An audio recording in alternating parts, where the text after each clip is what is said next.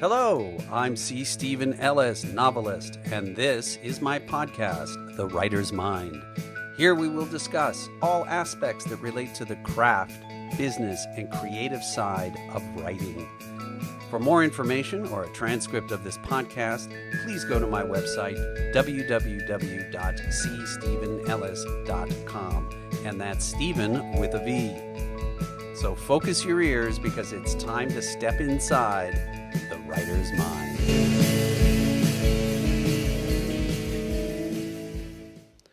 Hi, today at the Writer's Mind, we're welcoming Laura Ellis. Laura Ellis, full disclosure, since the last name is the same, Laura Ellis is my cousin, but she has also been a dancer, an actress. She's done sketch comedy. She had a one-woman show, and now, of all things, she is, and I'm looking at my paper to make sure I get this right, she is the president of the Los Angeles chapter of NAPO. What is NAPO? NAPO All is, right. there you go, Yep. is the National Association of Professional Organizers. Did you know there was such a thing?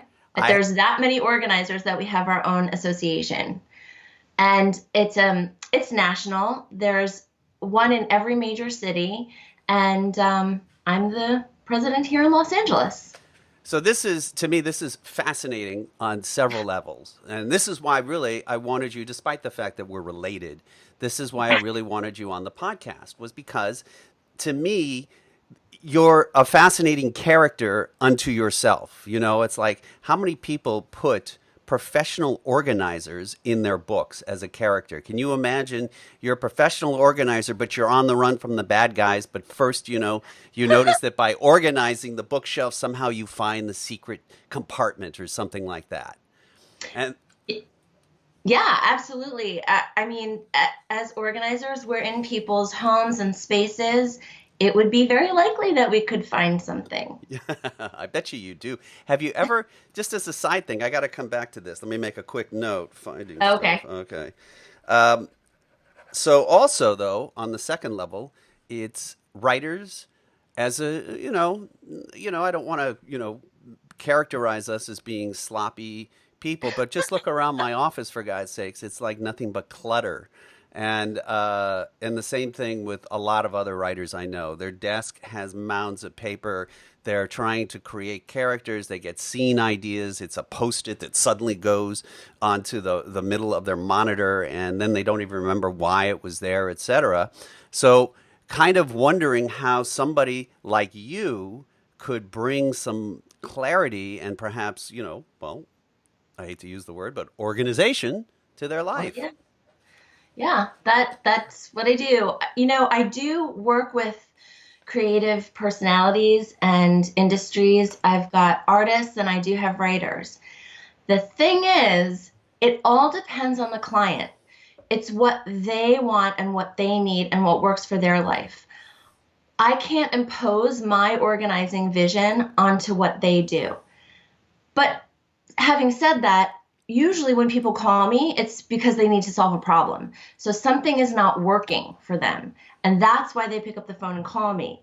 So if a creative person calls me and says, I just cannot find my notes, I don't know where to put anything, it's total chaos over here. I meet with them, we go into their space, I see how they work, I talk to them about their process, and then we create something that's going to work for them. For example, if your process is to have index cards all over the wall and create your storyline, I'm not going to tell you, well, maybe you should really put them in a box, because out of sight, out of mind. That's not going to work for that person. So it's really tailored. Very Okay. tailored. Yeah. But to me, I would think, especially since I'm using myself as an example, you have to kind of pry it out of them. You have to force them to let go of some stuff. Because if you walk in and I'm looking around my office, if you see books everywhere, I've got computer cables everywhere. Yeah. I've got records, LPs that I haven't listened to. as an LP in, I don't know, 15, 20 years, but they're all sitting back there on the shelves. You've got to somehow finagle or charm your way into getting them to give up some of their ideas. Yes, I have a lot of education and experience in working with people and getting them to let go of their items, but I will never tell someone they have to get rid of something. It is up to them. But when we go through the process, people begin to see that perhaps they don't need those albums that they haven't listened to in 12 years. That's why we always start with a vision. So if I said to you, Craig, what is the vision for your office? If it's not working, if having the LPs around and all the cords and cables that you have, if that's not working for you, what is working? Like what's your vision? What do you want it to look like? What's your dream writer's office? And then we work from there. So as we go through the items, we go back to the vision. And I say, does this fit the vision? Does having these piles of papers, does that fit the vision of the office? And they start to see that it really doesn't. And maybe it's okay to let go, you know? So Yeah. yeah, I have Okay. lots of little tricks though. Oh well. Okay. We're going to circle back to that, but I actually forgot to start this way, and that is really, how does somebody get into organizing? I mean, you didn't wake up when you were 5 or 10 and go, you know what, I want to be an organizer. No, I didn't. I mean, not officially, but it is something that I've always been good at. And I know people are going to think this is crazy, but I actually like it. When I see a disorganized space, it looks like fun to me. I see the potential there. So it's something that I want to help people with. So I like it. And I've always been that way. I used to reorganize the utensil drawer in the kitchen or help my mom do the linen closet. I mean, I was always, my mom tells a story about me sitting in front of my changing table. So you can imagine how old I was if I was, still in diapers, tossing all the stuff out of the table because I don't know, it wasn't good enough to me. I just wanted it to be neater. So I'm going, Mom, you got to organize this stuff without words. So, just a touch of OCD. Well, but if you come to my house, yeah, I can see why you would say that. Here's the difference. It doesn't make me anxious if it isn't organized. And if you come in, that's the difference. So if you come into our house, although you're usually over for an event, so it's really, sparkly, but it looks lived in. It's not about having everything in place and having a staged home all the time because I think that's a level that's it's unattainable. And why would you want to put that pressure on yourself? We live life. The trick is how quickly, if you had to, when pushed, could you have your space organized? Is there a place for everything? So so he looks around the room. Yeah. Yeah, no, I look around this room and I'm thinking, first of all, my wife is like, she sits there and she looks around. She goes, let me organize your office. And I said, well, what would you do? She goes, get rid of everything. Well, I know you can't do that. This is my stuff. This is my little cave. So Yeah. I don't know. Um, Well, that's it. That's a great reason why people hire an organizer. I am not attached. No, yeah, seriously, see, I'm not attached to their stuff. right. I don't have a relationship with them.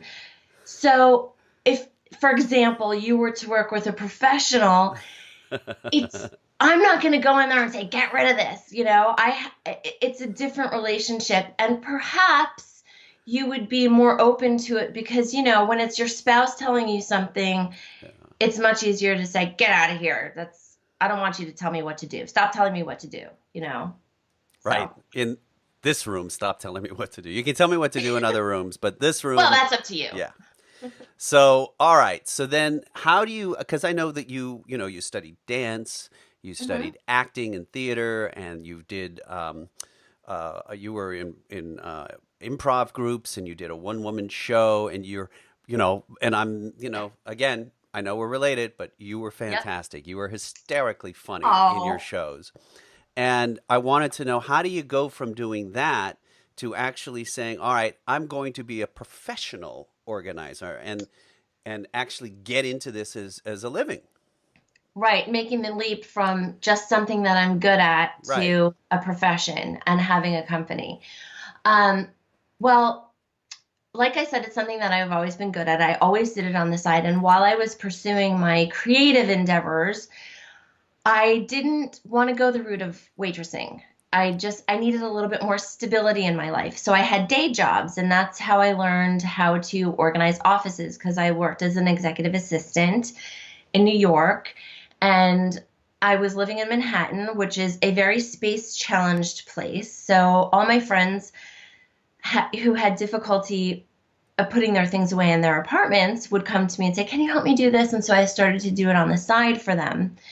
And that just kind of grew. And then when I moved to Los Angeles to pursue my big dreams of acting, um, and I did, Second City, and I did some plays, and all the while I had my day job, and then I was also doing this organizing on the side, and it just developed. In after the I worked for a real estate developer. So in 2008, as we all know, the market crashed, and a couple years later the commercial loans hit, and that's when I got laid off. And I had been with this company for 10 years, which was an amazing experience learning how to grow a company from the ground up because it was a very small business. So it was just me and him and a phone on the floor when I started. And I helped build all the systems in the office, the filing systems and the computer systems and the marketing. And we grew to two offices, and all while that was happening, and also acting. 2011, I got laid off. And I was sad for about 2 minutes. And as I'm carrying my box down to the car with all my stuff, I'm like thinking, and I called my, at the time, boyfriend, now husband, and I said, "I just got laid off." And he said, "Congratulations." Yeah. And I was like, "Yeah, I think this is the kick in the pants that I really need to start my business." So I had a little help from the universe or whatever pushing me in that direction. So, at what point did you find out that there were that this was a profession, that there were organizations? Right, that NAPO existed. Well, I was investigating it for a while because um, it was just seemed like an interesting thing to me. I discovered NAPO, and I started going to their meetings. They have chapter meetings, and they also have classes. So people think of organizers really as someone who comes into your home and puts away the clutter and, makes your house nicer. But there are all kinds of specialties. There are people who specialize in chronic disorganization, which is a thing, in hoarding, um, in photograph organizing, in electronic organizing, Hmm. all kinds of different specialties. And they teach classes in the best ways to approach this and how to deal with clients and how to set up your business. And they're really an amazing resource. And on top of that, they have really good SEO. So if you're a member and you join, when I started my business, like who am I? I don't, if you Google, professional organizer in Los Angeles, I'm not going to come up, but NAPO does. And people will go on, they discover it, and they'll look for an organizer on there. And so that helps build your business. It's funny because it's one of those professions that once you do it, you're like so glad I've done it, Right. but you don't think about it. Like if I'm, and I address the novelists in the crowd because novelists have to do so many things beyond just writing and creating their book. And Hmm. if they're saying, okay, I'm going to actually treat this as a business, they would benefit from an organizer. The benefit from an organizer would be tremendous because not only do you help like clean up space and things like that, but you also help organize time, right? Yes, we do time management and productivity and process. So we can really even streamline, your creative process. That's a huge thing. But the first thing is always the clutter. And I have two types of creative and writer clients, I would say. One is the type of creative personality that needs things around them to feel comfortable and creative. The other is the total opposite, and I have both. So just because you're creative doesn't mean you have to live in clutter. I worked with someone yesterday, and she's a writer, and we've been working together for quite a while. They just moved into a new home. We set up her new office, but she wants everything in its place labeled because she doesn't want to waste her time thinking about that. It's a distraction for her. She wants to get to the business of creating. And that's really the key to anyone really uh, feeling overwhelmed because you're occupying too many places in your mind for too many things. Yeah, there is a limit. There's a limit to how much you can hold in your brain. I know that sounds ridiculous, but there's been studies on this, and if your energy and your focus is being pulled every time you go into your room or your house or wherever you're creating, and you see a big pile of papers or you see the record albums that are distracting you, there's a little bit of thought that goes to that, and you go, oh, I really got to get rid of those records. I really got to handle that. And it's really pulling your attention away. Also, creative personalities love procrastination. No. What makes you Yeah, say that? it's true. I hate to break it to you, but this is a reality. Yep. They love procrastination and um, looking for things, finding things, all that is a nice creative distraction, so to speak. So it's really something to look at. There's a lot of psychology involved in organizing. I would think What? so. Yeah. As a matter of fact, I would think, and again, what we talked about at the beginning, I mean, even though somebody calls you to come in and help organize them, there's got to be a lot of pushback for your thoughts and your ideas. What you mean from the client? Yeah, from the client. Sometimes. But when people call, they're ready. That's That's why, yeah. Yeah, no, I guess that's the, first stage of any kind of disorder is realizing you have the disorder, and so then you're Yeah, calling right. for help, right? Yes, Yeah, exactly. okay. Yeah. So, But uh, some people do push back. Some people do. Here's a funny thing. So sometimes what happens with a client, if I notice, if I make a suggestion and they say, "Oh, I don't want to get rid of that," if they'll pick up something, like I don't know, a stack of business cards, and they'll say, "Oh, I don't really need these," and I say, "Okay, well maybe you can get rid of them." Well, no, I think I might hang on to them. So I take note that there was a little pushback when I made a suggestion. The next time, I'm going to keep my mouth shut. So they say, "Oh, these books, I probably don't need these," and I just sit with the silence. And it is the funniest thing how they talk themselves through this process. It's hilarious. It happens all the time. They'll go, "Oh, well, yeah, I don't really need these. Well, maybe I don't know. I think I can probably get rid of these. I know what you're going to say. You're going to say to get rid of them. But I haven't said anything. I haven't said one thing." And they go through this whole thing and they finally let go. So sometimes just my presence, just being there is enough. well, this is similar to an interview technique that I learned just from watching, and I'm old, so watching Johnny Carson. But what he would do is he would always repeat the last thing said, but restate it, and then Mm, the person just goes off. So it's like you say, oh, I really don't want to get rid of these books, or I want to get rid of these books, but I want to keep most of them. And it's like, you really want to keep most of them, and then they're off, and it's yeah, it's just a matter of letting them work through it themselves, right? that's it. They have to just go through the process. Okay. Well, this is Yeah. fun. Yeah. So, questions that I have. Let's see. We talked about people being overwhelmed. So, I'm going to ask you some organizing tips that I think writers in writers in general would would Anyone in mind? anyone know? I don't know anyone in mind or not, but I think writers in general would get some ideas out. So I know writers are tend to be voracious readers. So that Yes. means that we have, you know, books, we have magazines, we have printed articles, and we have brains that can't hold on to anything, you know, because we're too busy. We're too busy scattered. We're too busy trying to create.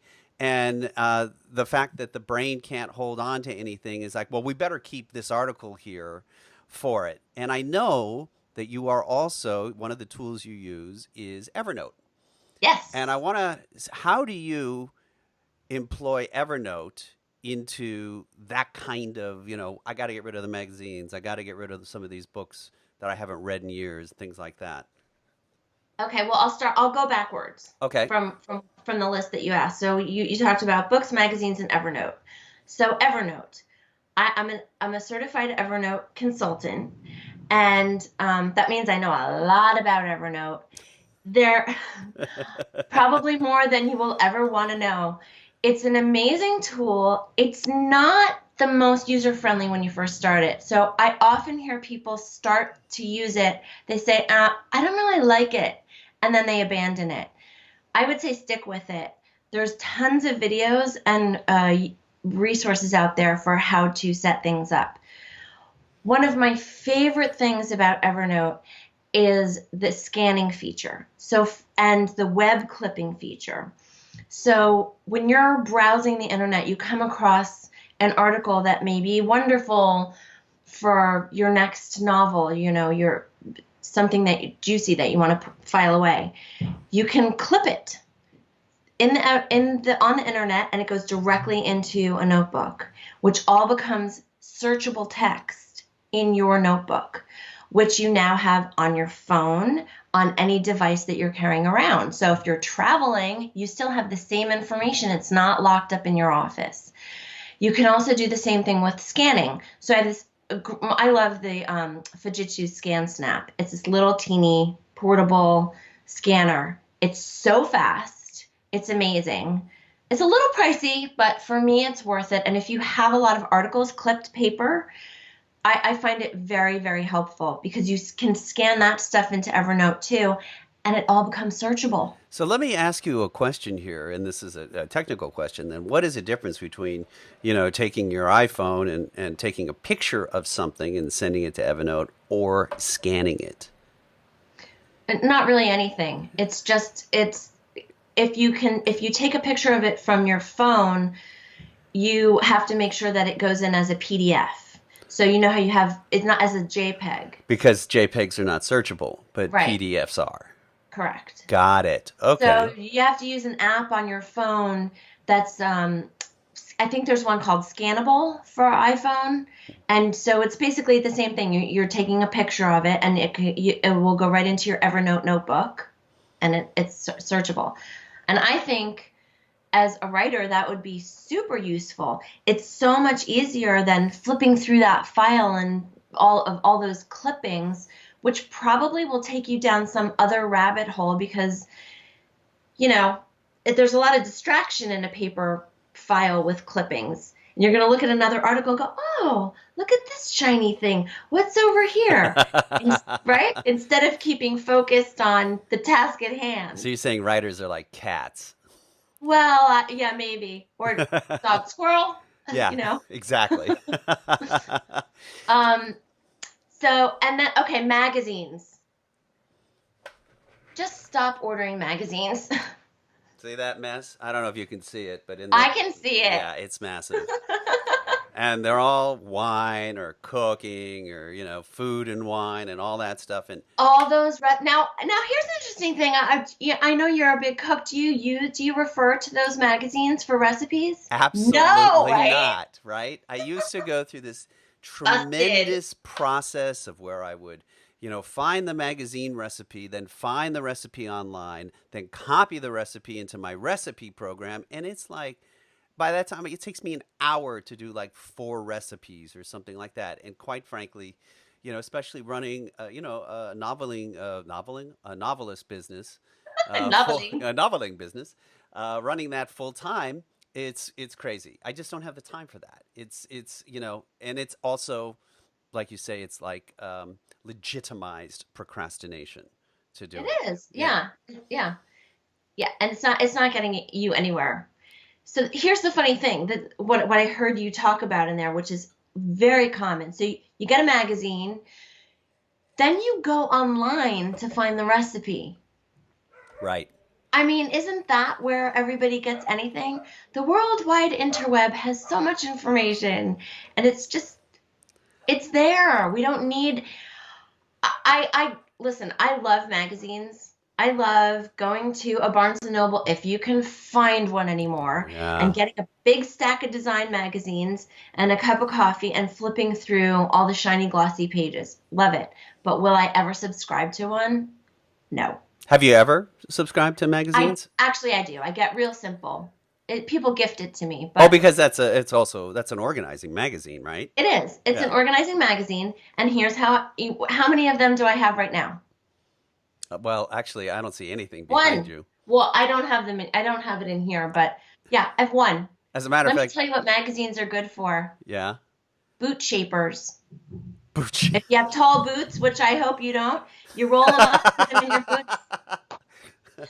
Hey, let's not get too personal, all right? Hey, Okay, I mean, I don't have tall boots, but it's okay if I did, okay? it's okay. Not that there's anything wrong with Not that that. there's anything wrong with that, especially since I'm not exactly a tall guy, so anything that makes increases the stature is good for me.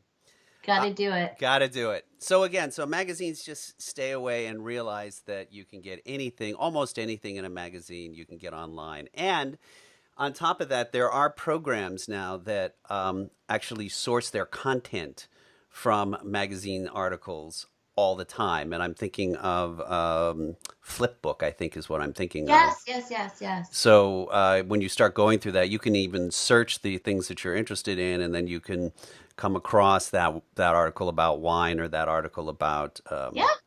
and then also search anything in Google with the word news, and you're good to go too. Speaking of Google, do you teach people how to use Google? Do you know, like, the qualifiers that you can use to search Google? Uh, You mean how to do a search? no, no, I'm not just typing in a name, but for example, I could type in something. If I type in my name, for example, I will get all of these articles about some Australian soccer player who apparently is quite good, um, but nothing about me. And I know that in Google, there are qualifiers that you can use. You can, uh, say my name, and then in Plus. parenthesis or minus, not, soccer player or something like that. I actually don't know how it works. So I'm wondering if you do. I would have to Google that. I think, I think, just as, ladies and gentlemen, thank you. Good night, everybody. Uh, Uh, yeah, I don't. But do you this is a question for you. See, do you set up Google alerts for yourself? no, not on my name because I'm not, Because you get the soccer player. Well, right. maybe there's some way of doing it. So I would have to Google that. I think Yeah. that, I mean, not that it's a suggestion, not that I'm making anything about your business or anything like that, but it certainly is kind of an interesting niche Yeah. to teach people, especially people who like need to use the internet and want to be more concise about their internet usage. Anyways, Yeah. sorry. So, Curated information is a huge time saver. So you're talking about like Flipbook or Google Alerts. Anytime that you can have specific information sent to you, that will save you a step in searching for it. If you're running a business, I have Google Alerts set on my name. Not much comes up. Or the organizing business, but very specific things about it, how to organize this or that or your business. Um, Evernote, NAPO, these are all Google alerts. So in the morning, I will get articles sent to me based on that. I've never used that, but I think I should because It's super yeah. useful. Let me ask you something. Now, you are in a business and you Mhm. are, as a business, trying to increase your business. What do you do for promotion? Well, I am in a networking group. I'm in BNI, which is amazing because BNI? yes, Business Network International. Wow. It yeah, it's a fantastic organization, and I happen to be in a really amazing chapter.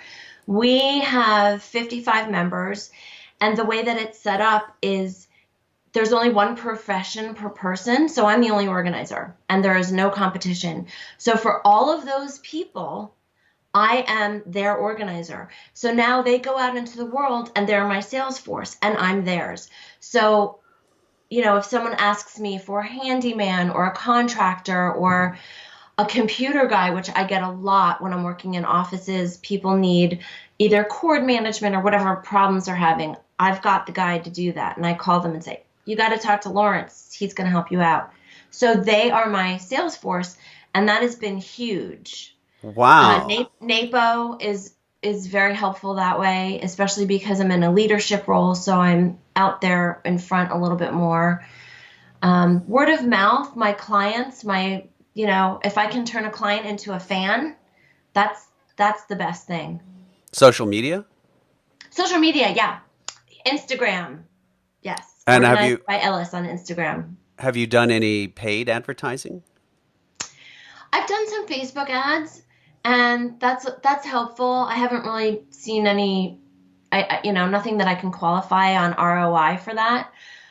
Instagram, I get um, questions about contributing, so people will want me to contribute to their blog, which is great. It's exposure, you Right. know. Well, that's interesting. I like Yeah. that. I haven't really learned a lot about Instagram, and again, I'm sounding like 100 years old. Saying what's this Instagram thing? Do you like turning it into a verb? Hey, let's Yeah. go Instagramming. Are you And Instagramming? yeah, Yeah, exactly. hire a young assistant. That's the Yeah. key. You got to get somebody young who knows what the heck is up, because I cannot keep up with all of it. Uh, And they put emojis and everything. I. all right. So I want to get to your favorite question. We talked about this earlier.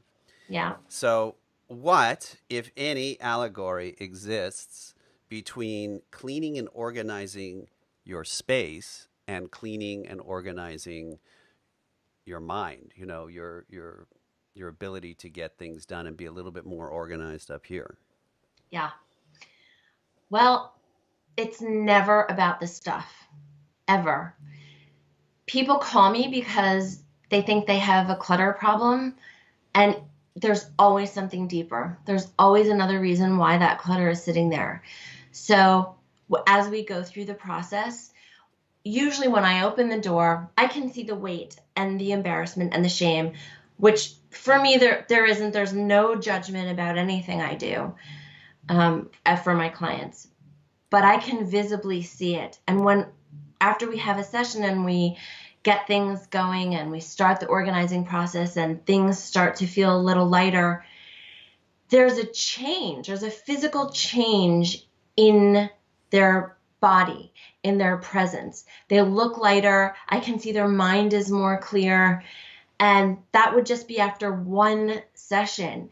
And it continues to happen. And I have seen people change their lives in so many ways. There's nothing makes me happier than when I go back to a client's home and it is exactly the way we left it. Because guess what? They changed a habit, they created a new habit, and now they're moving on to things that really matter in their life. Big events can be a big cause. So if there's a death in the family, if there's a divorce, these are things that cause clutter. Maybe you were someone left you, an aunt, a relative, a grandmother left you a bunch of stuff, or you're the person in the family that they're like, okay, well, C has a garage. Let's just dump all the boxes from grandma's house in his garage, and then cut to 5 years later, nobody's gone through them. So those kinds of events can And create. Yeah. I don't want to be gauche, but what do you charge? Oh, that's not tacky at all. It's posted on my website. So I'm $85 an hour. And if I work with a team, it's $75 an hour per person.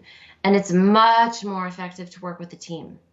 We get a lot more done. It's like an exponential experience. It just happens much faster. I mean, I'm going to come right out and say it. That's a deal. I thought you were going to charge a lot more than that. That's a Oh, maybe deal. I I should mean, raise my rates. and actually, I know that when I've cleaned something up, like when just my desk, there is that that feeling of Right. satisfaction. And if you're doing that on a much grander level, an office, a house, a garage, or the boxes that you got sent over from grandma's old house or whatever, that's such a deal. And hours, in terms of hours, is there an average there that kind of takes place? It varies greatly. It really depends on the client's decision making ability. So how fast are they going to move through stuff?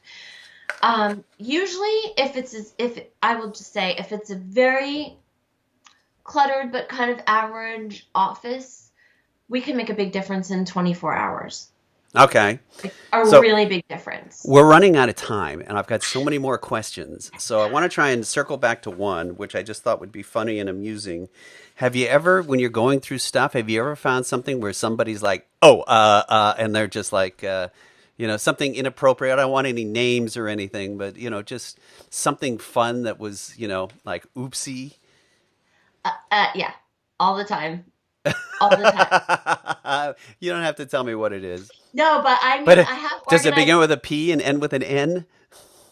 Oh, listen, I've organized everything from a weed drawer. It's legal here in California, so Yes. it. I'm not kidding. We had a section for edibles. We had a section for paper. And the bedside goodie drawer. Okay. Yeah, all kinds of stuff. But sometimes I'll sense, someone will be like, there'll be a box in the closet, and all of a sudden that sort of like mysteriously gets put off to the side. So I just ignore it. I can sense when people, I go, "Oh, okay, well, why don't you just do that one on your own? Yeah. You know, I love that. And then the last thing I wanted to talk about, and I know I'm all over the place here, but we were yeah. talking about Evernote, and I was just thinking about my Evernote.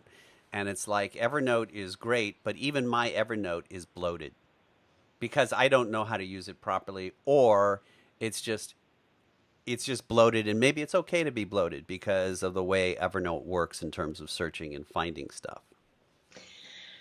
Yeah, I mean, I do. I have heard people say that it doesn't matter to them and they can just search. That drives me crazy. I think your brain still ends up looking for the notebook. So just here's a question to you. Do you set things up as in terms of notebooks? Do you have a lot of, is that your bloating? No, it's No, notes. I read something once. I had it set up as an inbox, and then the idea was that I would, put things in, here's the thing. You set up, you put it in the inbox. The inbox is for review, and then you move things into the notebooks when you review them. Guess who never reviews anything? Right. Yeah. So it just ends up, right. Right. So it's just Do like you this use tags? massive. Tagging is a great, So yes, I have used tags, but I'm not, and I'm actually learning to use tags more from my Twitter feed. By putting out the Twitters, you're tagging, you're hashtagging, you're, doing the at sign, to get people and things like that. So I'm learning to tag more. And so I'm constantly doing that on my Evernote. But still, I know I suffer from Evernote bloat. I even have like Evernote bloat, Evernote bloat. I know I'm coining the phrase. the thing. I want 50 cents every time somebody says it. Mm. But I know that I have it in, I have like inbox, and then I have like old Evernote, like the stuff I didn't tag. So it's crazy. So yeah, so that's another niche, I suppose, that. Yeah, well, Evernote is easiest when it's simple, and any system is. The more simple you can create a system, keep the structure flat, meaning don't have a bunch of notebooks, a bunch of, tags are the best way to find things. I'm a believer in having just a couple of notebooks and then using your tags to find things. And then of course, it does have an amazing searching tool, so Right. And when you say a couple notebooks, you're like personal business. something like Personal that. business, And then right? you And can tag photography, recipes, things like that, because you don't need to have a single travel. notebook, yeah, for every little, thing in your life. Yeah, because for me, I don't want to look at all that. Right. I just want to get what I want, and that's it. Yeah. Okay. Yeah.